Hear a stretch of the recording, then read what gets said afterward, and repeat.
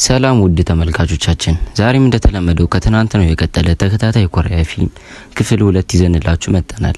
ትዕይንቱ ያቆምነው ኪን የታናሽ ወንድሙ ጋር ተነጋግሮ ወደ አራቱ ከፍተኛ የቫምፓየር መሪዎች ጋር እየወሰደን ነበር። ቪዲዮ እንደሚመቻችሁ እርግጠኛ ስለሆንኩ ቻናሉን ሰብስክራይብ በማድረግ ጀምሩት እንላለን።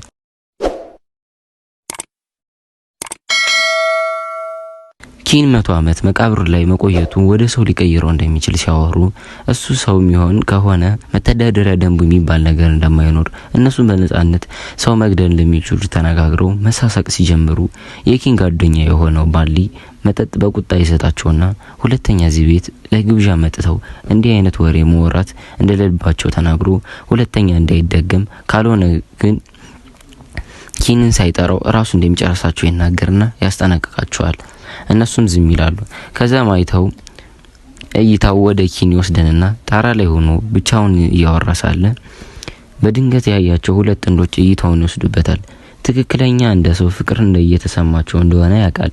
ከዛም ከጥንዶቹ መሃል ወንዱ ለሴቷ የታሸገ ዕቃ ይሰጣትና እቃውን ከፍታ በምታይበት ጊዜ ጓንት መሆኑን አይታ የምትፈልገው ዕቃ እንደሆነ ተናግራ ፈገግታውን ስትሰጠው እሱም በደስታ ሻርፑንም አውልቆ ያለብሳታል። ከዛም ኪን የልብ ምታቸውን በመስማት ትክክለኛ ፍቅር እንደሆነ ያውቃል። ወደ እነሱ ትውስታ ይመለስና የንጉሱ ልጅ ስለ ፍቅር እየተሰማቸው ሲሆን ፍቅር የሚሰማቸው የሰው ልጆች እንደሆኑ ያንንም የሚረጋግጠው ልባቸው ከሚወዱ ሰው ጋር ሲሆን እንደሚመታ ተነግሯለች። እሱም ከሷ ፍቅር ቢይዞም ትክክለኛ ሰው ለመሆን ቃል ይገባል። በቀጣይም ቀን ወንዝ ዳር በመሄድ ልብሱን ለማውለቅ ይዘጋጃል። ሰው መሆን እንደሚፈልግ ተናግሮ ባሎ ገላውን ሲሆን የሰውነቱ ነርቮች ሙሉ በሙሉ ተገታትረው ጓደኞቹ በመምጣት በያዙት ፎታ ፀሐዩን ተከላክሎ ከሞት በጥቂት ያድኑታል። ከዛም ወደ አመሻሽ ላይ የተፈጨ ሽንኩርት በመያዝ ይበላዋል። በዚህም ሰዓት ከባለፈው የተለየ ሰውነቱ ሙሉ በሙሉ መንቀጥቀጥና መታመም ሲጀምር እንደምንም ብለው ጓደኞቹ ያድኑታል። ትዕይንቱም ይቀየርና ሰዎች በሚያምኑበት አምላክ ስር በመሆን እየሰገደ ሲሆን የዚህም ሰዓት ጓደኞቹ ሰው መሆን በመሞከሩን ትቶ ቫምፓየርነቱን ገዥነቱን እንዲቀበል ከኋላ ሆነው ይነጋገራሉ። ትዕይንቱም ሲቀየር አንዲት የጎዳና ድመት ወደ ግቢያቸው በመግባት ተቀምጦ የነበረው ምግብ ስትመገብ ይመለከታል።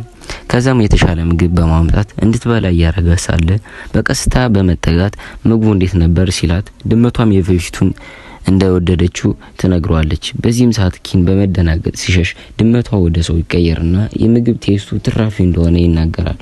የዚህም ሰዓት ኪን መፍራቱን ሲመለከት ሊ እንደሚባል ተናግሮ የፈለገው ምግብ ማዘዝ እንደሚችል ከሆነ ይጠይቋል። ከዛም ወደ አንድ ቦታ በመጠጋት ብዛት ያለውን ሸሮ ያመጣለትና እንዲጠጣ ያደርገዋል።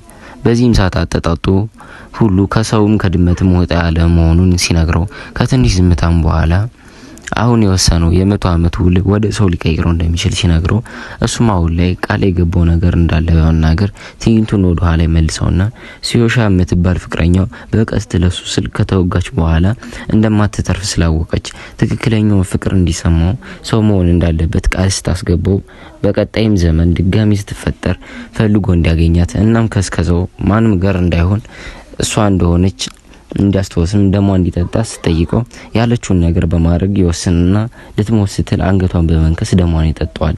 ይህንንም አስረድቶ ትዕይንቱ ሲቀየር በድመቱ ሰው ይህንን ካስረዳው በኋላ ያሰበውን ሁሉ እንዲፈጸም ምኞቱ እንደሆነ ተናግሮ ከዛ በኋላ መሞትና ማርጀት እንደሚከሰትበት ይነግሯል። እሱም ቢፈራም ቃል የገባው ነገር እንደሆነ ያስተውሰውና በመደጋገም አዲስ ህይወት ጀምራለሁ ብሎ መሞትም ራሱ እንዳለ ያስጠነቅቀዋል። ለምግቡ ማመስገኑ ጥሎት ይሄዳል። በመቀጠልም ከመቃብሩ ላይ ጥሎት ቆሞ ጓደኞቹ ጋር እያወራ ሲሆን አሁን ላይ ውሳኔው ቆንጆ መልኩን ያጠፋበታል ብሎ እንደሰጉ ሲነጋገሩ ኪንም ጠንክረው ሰርቶ የተሻለ መኪና እንዲገዙ ቃል አስገብቷቸው ምንም 100 ዓመት ለነሱ ብዙ ቢሆንም ለሱ ግን ተኝቶ የመነሳት ያክል ስለሆነ እንዳይጨነቁና ቦታውን ከተለያዩ ረብሻዎች እንዲሁም ከህፃናት እንዲጠብቁት ቃል ሶስቱንም አስገብቶ ተኝቶ እንደተነሳ ሰው መሆኑን አለመሆኑን ለማወቅ አጠገቡ መስታወት እንዲያስቀምጡ ከነገሩት በኋላ መስታወቱን ሰጥተውት ለመጀመሪያ ጊዜ በመስታወቱ ውበቱ እንደሚተናግሩ ሳጥኑን ይዘጋዋል። እሱም ያርፋል። ታማኙ አገልጋዩም ቀን አንድ ብሎ ይጀምራል። ትዕይንቱም ወደ አሁኑ ዘመን ወስደንና ብቻዋን ወደ ምትኖረው ቤት ይወስደናል። ከእንቅልፏ ማረፋፍዳ ስትነሳ ያሳየናል። ከዛም በከፍተኛ ብርድ ስሜት ውስጥ ሆና ወደ ስራ ቦታው ለመሄድ እየተዘጋጀች ስትኖር የምትኖረውም ህይወት ኖርማል የሚባል አይነት እንደሆነ እናያለን። ወደ ስራ ቦታም ለመሄድ ከቤቷ ስትወጣ ቤቱን የሸጠላት ሰው ጋር በመሄድ በራፉን አንኳኩታ እንዲወጣ ታደርገዋለች። ሰላምታም ካደረገችለት በኋላ በሳምንቱ 3ኛ ጊዜ ማሞቂያው እንደተበላሸ በቁጣ ተነግሮና እንዲያስተካክል ስትጠይቀው እሱም ነገ ሰዎችን ልኮ እንደሚያስተካክል ቃል ሲገባላትና እንዲህ ያለ ሳምንት እንዳለፈው አሁንም እሷ በመታመሟ ምክንያት ለመታከሚያ ራሱ ሊከፍል እንደሚችል ሌሎችንም ሰዎች ልክ እንደሷ እንደሆኑ ስትነግረው እሱም በኪሱ ብር አውጥቶ በመስጠት አነስ ያለ ቦታ በመሄድ ማሳጅ ጀርባውን እንድታረግ ይነግራትና ከትንሽ ቀናት በኋላ እንደሚገናኙ ተናግሮ በራፉን ይዘጋባታል። ከዛም ወደ ምሰራበት ትምህርት ቤት ስትሄድ እንደ ድንገት አንዷ ወላጅ ከጀርባዋ በመምጣት አንገቷን በመያዝ ጸጉሯን ታበላሽባታለች። በመሀልም ረብሻውን የሰሙት መምህሮች ከጀርባዋ በመምጣት ሁለቱንም አላቀው ያገላግሏቸውና ቢሆንም ግን ወላጇ ምንም ንዴቷ እንዳልወጣለት ተናግራ መገላገል ትጀምራለች።